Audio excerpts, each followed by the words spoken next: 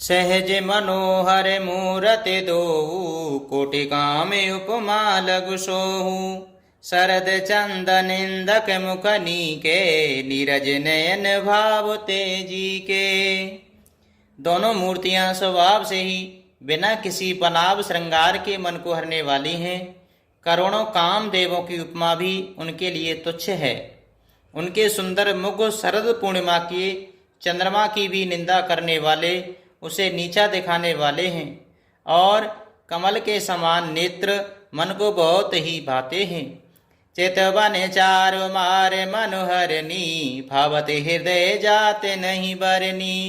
कल कपोल श्रुति कुंडल रोला, चिबको अधर सुंदर मृदु बोला। सुंदर चितवन सारे संसार के मन को हरने वाले, कामदेव के भी मन को हरने वाली है।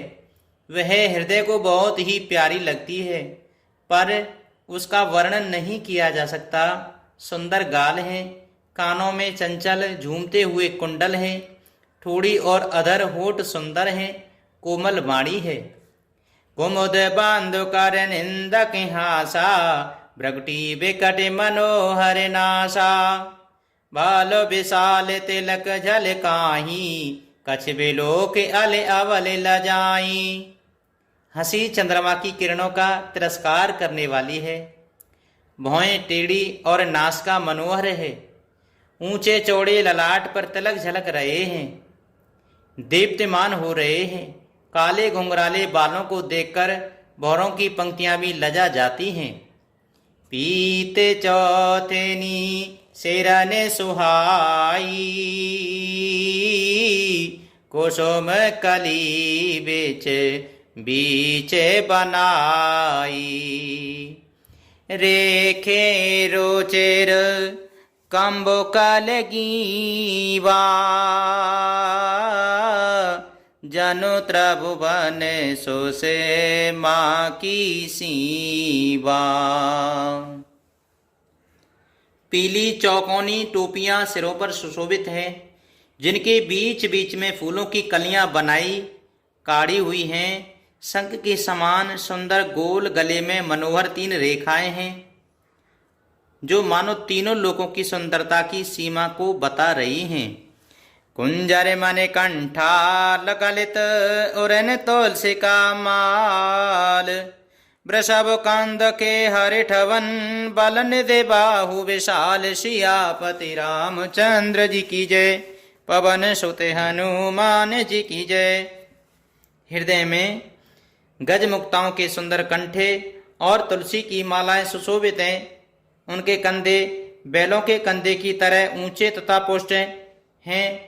एड़ खड़े होने की शान सिंह की सी है, और भुजाएं विशाल और एवं बल की भंडार हैं। कटे तो नीर पीठ पट बांधे, कर सर धनुष बामे बर कांधे। पीत जगे पवित सुहाए, नक्शिक मंजु महाछ बिछाए। कमर में तरकस और पीताम्बर बांधे हैं। दाहिने हाथों में बाण और बाएं सुंदर कंधों पर धनुष तथा पीले यज्ञोपवीत जनेऊ सुशोभित हैं। नख से लेकर शिखा तक अंग सुंदर हैं, उन पर महान शोभा छाई हुई है। देखे लोग सब भये सुखारे, एकटक लोचन चलत न तारे। हर से जनक देखे दो भाई, मुनिपद कमल गहे तब जाई। उन्हें देखकर सब लोग सुखी हुए। नेत्र एक टक निमेष शून्य है, और तारे पुतलियां भी नहीं चलते। जनक जी दोनों भाइयों को देखकर हर्षित हुए। तब उन्होंने जाकर मुनि के चरण कमलों में और प्रणाम किया और पकड़ लिए। करे बेनती निज कथा सुनाई, रंग अवन सब मुनहि दिखाई। जाता जाय कुंवर बर दो, ताता चकित चितव सब को। विनती करके अपनी कथा सुनाई और मुनि को सारी रंगभूमि यज्ञशाला दिखलाई। मुनि के साथ दोनों श्रेष्ठ राजकुमार जहाँ जहाँ जाते हैं, वहाँ वहाँ सब कोई आश्चर्यचकित होकर के देखने लगते हैं। निज निज रुक रामई सब देखा, को न जान कछु मरम विशेषा। भले रचना मुनि नृपसन कहेहु, राजा मुदित महा सुख लहेहु। सबने राम जी को अपनी अपनी ओर ही मुख किए हुए देखा, परंतु इसका कुछ ही विशेष रहस्य कोई नहीं जान सका। मुनि ने राजा से कहा, रंगभूमि की रचना बड़ी सुंदर है। विश्वामित्र जैसे निष्स्पृह विरक्त और ज्ञानी मुनि से रचना की प्रशंसा सुनकर राजा प्रसन्न हुए और उन्हें बड़ा सुख मिला। सब मंचन ते मंच एक सुंदर विशद विशाल, मुनि समेत दो बंधु ता बैठारे महिपाल। सियापति रामचंद्र जी की जय, पवन सुत हनुमान जी की जय। सब मंचों से एक मंच अधिक सुंदर, उज्जवल और विशाल था। स्वयं राजा ने मुनि सहित दोनों भाइयों को उस पर बैठाया। प्रभु ही देख सब नृपहि हारे, जनु राकेश उदय भय तारे। अस प्रतीत सबके मन माही, राम चाप तो रब सक नाही। प्रभु को देखकर सब राजा हृदय में ऐसे हार गए, निराश और उत्साहहीन हो गए, जैसे पूर्ण चंद्रमा के उदय होने पर तारे प्रकाशहीन हो जाते हैं। उनके तेज को देखकर सबके मन में ऐसा विश्वास हो गया कि रामचंद्र जी ही धनुष को तोड़ेंगे, इसमें संदेह नहीं। बिनु भंजे भव धनुष विशाला, मिलई सिय राम और माला। अस बेचारे गबनहु घरे आई, जसु प्रताप बल तेज गवाई। इधर उनके रूप को देखकर सबके मन में यह निश्चय हो गया कि शिवजी के विशाल धनुष को जो संभव है न टूट सके, बिना तोड़े भी सीता जी श्री रामचंद्र जी के ही गले में जयमाला डालेंगी, अर्थात दोनों तरह से ही हमारी हार होगी और विजय श्री रामचंद्र जी के हाथ रहेगी। यूँ सोचकर वे कहने लगे, हे भाई, ऐसा विचार कर यश प्रताप बल और तेज गंवाकर अपने अपने घर चलो। बेहसे अपर भूप सुनि बानी, जे अविवेक अंधे अभिमानी। तोरे धनुष ब्याहु अब गाहा, बिन तोरे को कुंवरी बिहाहा।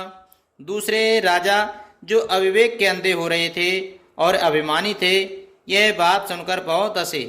उन्होंने कहा, धनुष तोड़ने पर भी विवाह होना कठिन है, अर्थात सहज ही में हम जानकी जी को हाथ से जाने नहीं देंगे। फिर बिना तोड़े तो राजकुमारी को ब्याह ही कौन सकता है। एक बार कालौ के ने होहु, सियहित समरज तब हम सोहु। ये सुनि अवसर महेप मुस्काने, धर्मशील हरि भगत सयाने। काल ही क्यों ना हो, एक बार तो सीता जी के लिए उसे भी हम युद्ध में जीत लेंगे। यह घमंडी की बात सुनकर दूसरे राजा जो धर्मात्मा हरिभक्त और सयाने थे, मुस्कराए। सिय बिहावे राम गर्व, दूर करे नृपन के। जीत कुशक संग्राम, दशरथ के रन बांकुरे। सियापति रामचंद्र जी की जय, पवन सुत हनुमान जी की जय। उन्होंने कहा, राजाओं के गर्व दूर करके जो धनुष किसी से नहीं टूट सकेगा, उसे तोड़कर श्री रामचंद्र जी सीता जी को ब्याहेंगे। रही युद्ध की बात, सो महाराज दशरथ के चरणों में रण में बांके पुत्रों को युद्ध में तो जीत ही कौन सकता है। व्यर्थ मरहु जन गाल बजाई, मन मोदकिन के भूख बुताई। सिके हमारे सुने परम पुनीता, जगदम्बा जानौ जिय सीता। गाल बजाकर व्यर्थ ही मत करो, मन के लड्डुओं से भी कहीं भूख बुझती है। हमारी परम पवित्र निष्कपट सीख को सुनकर सीता जी को अपने जी में साक्षात जगत जननी समझो। उन्हें पत्नी रूप में पाने की आशा एवं लालसा छोड़ दो। जगत पिता रघुपति विचारी, बरी लोचन छबिले हो निहारी। सुंदर सुखद सकल गुण राशि, ए दो बंधु सांबे बासी। और श्री रघुनाथ जी को जगत का पिता परमेश्वर विचार कर नेत्र भरकर उनकी छवि देख लो। ऐसा अवसर बार बार नहीं मिलेगा। सुंदर सुख देने वाले और समस्त गुणों की राशि ये दोनों भाई शिवजी के हृदय में बसने वाले हैं। स्वयं शिवजी भी जिन्हें सदा हृदय में छिपाए रखते हैं, वे तुम्हारे नेत्रों के सामने आ गए हैं। सुधा समुद्र समीप बिहाई, मृग जलो निरखे मरहूँ कत धाई। करहूँ जाए जा कहूँ जोई भावा, हम तो आज जन्म फल पावा। समीप आए हुए भगवत दर्शन रूप अमृत के समुद्र को छोड़कर तुम जगत जननी जानकी जी को पत्नी रूप में पाने की दुराशा रूप मिथ्या मृग जल को देखकर दौड़कर क्यों मरते हो? फिर भाई जिसको जो अच्छा लगे वही जाकर करो। हमने तो श्री रामचंद्र जी के दर्शन करके आज जन्म लेने का फल पा लिया, जीवन और जन्म को सफल कर लिया।